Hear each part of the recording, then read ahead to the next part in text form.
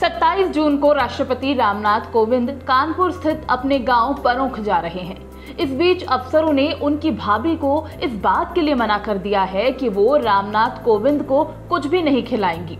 इस पर राष्ट्रपति की भाभी का दर्द छलका है। घर वालों को कितनी चिंता होती है ना अपने घर के सदस्यों की, खासकर तब जब घर का कोई शख्स घर से काफी दूर रहता हो, नौकरी करता हो या फिर पढ़ाई करता हो। घर वालों को हर वक्त चिंता होती है। कुछ इस तरह ही दर्द छलका है हमारे राष्ट्रपति रामनाथ कोविंद की भाभी का। दरअसल राष्ट्रपति बनने के बाद रामनाथ कोविंद पहली बार 27 जून को कानपुर स्थित अपने पैतृक गांव परोंख जाने वाले हैं। ऐसे में उनकी भाभी विद्यावती का दर्द छलका है। कहती हैं कि उनके घर पर आए अफसरों ने उन्हें मना कर दिया है कि अगर राष्ट्रपति तुम्हारे घर आए तो कुछ भी बनाकर मत खिलाना। भैया इतना कहना था कि उनकी आंखों से दरिया छलक पड़ा।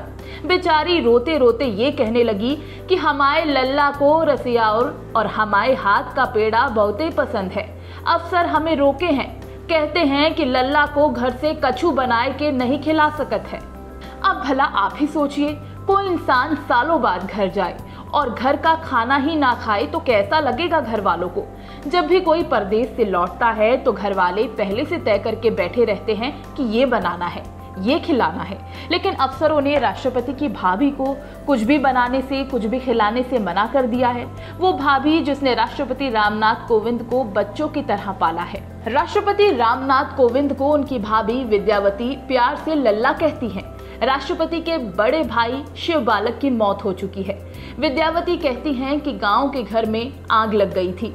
इस दौरान लल्ला की मां घर में ही थी। अचानक आग इतनी बढ़ गई कि उनकी जलकर मौत हो गई। तब रामनाथ कोविंद 5 साल के थे। उस समय से उनकी भाभी विद्यावती ने उन्हें अपने बच्चे की तरह पाल पोस कर बड़ा किया। अपने लल्ला को पढ़ा लिखा कर देश के सर्वोच्च पद पर पहुंचा दिया।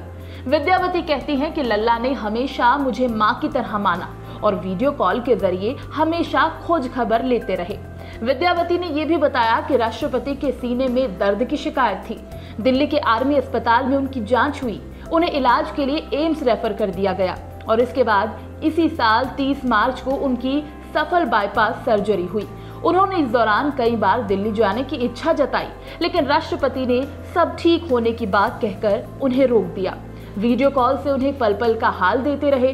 विद्यावती का कहना है कि वो अपने लल्ला को जब तक देख नहीं लेंगी उन्हें चिंता सताती रहेगी। स्वाभाविक है, इतने दिनों बाद जब राष्ट्रपति अपने गांव परोंख आ रहे हैं तो अपने जानने वालों से भी मिलेंगे। उनके गांव के लोग भी उनकी एक झलक के लिए बेताब है। हालांकि राष्ट्रपति का सख्त प्रोटोकॉल होने की वजह से सूची में शामिल लोग ही उनसे मुलाकात कर पाएंगे। वो सोशल डिस्टेंसिंग के साथ 5000 लोगों की जनसभा को संबोधित करेंगे। राष्ट्रपति रामनाथ कोविंद दिल्ली से कानपुर ट्रेन से जाना चाहते हैं। ऐसे में रेलवे विभाग ने भी जोर शोर से तैयारियां शुरू कर दी हैं। बताते चले कि 18 साल बाद ऐसा होगा जब कोई राष्ट्रपति ट्रेन से सफर करेगा। इससे पहले पूर्व राष्ट्रपति एपीजे अब्दुल कलाम ने खास तौर पर राष्ट्रपति के लिए बनाए गए सैलून कोच में रेल यात्रा की थी और अब महामहिम राष्ट्रपति रामनाथ कोविंद रेल यात्रा कर कानपुर जाएंगे।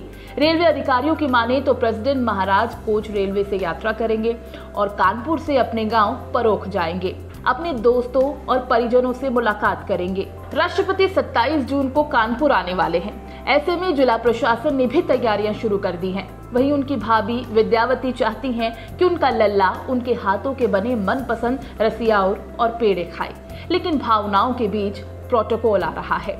कैसी लगी आपको हमारी ये स्टोरी? कमेंट बॉक्स में हमें कमेंट करके जरूर बताएं और डेली बज़ इंडिया को लाइक और सब्सक्राइब करना ना भूलें।